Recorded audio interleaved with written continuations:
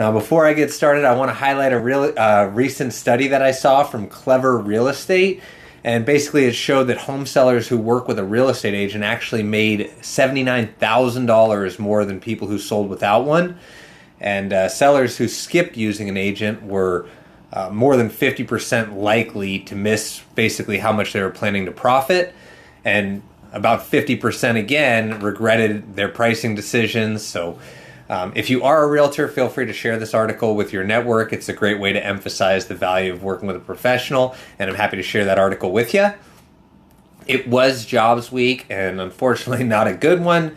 The Bureau of Labor Statistics, that's the BLS, they released a stronger than expected job growth number, and really surprising gains basically for workers from 16 to 19, which doesn't make much sense with those people basically back in school now.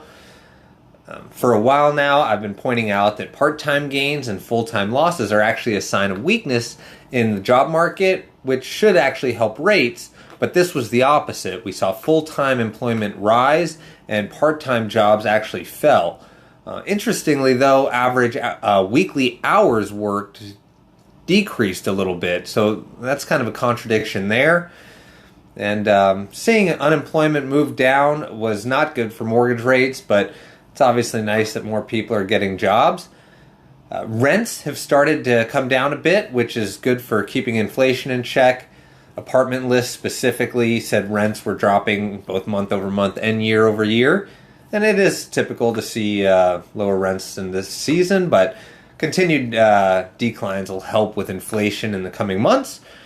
And next week, we're going to see important reports on inflation. That's Consumer Price Index, CPI, as well as Producer Price Index, that's PPI, wholesale inflation. And we're also going to have a 10-year Treasury auction, and we'll get minutes from the Federal Reserve as well.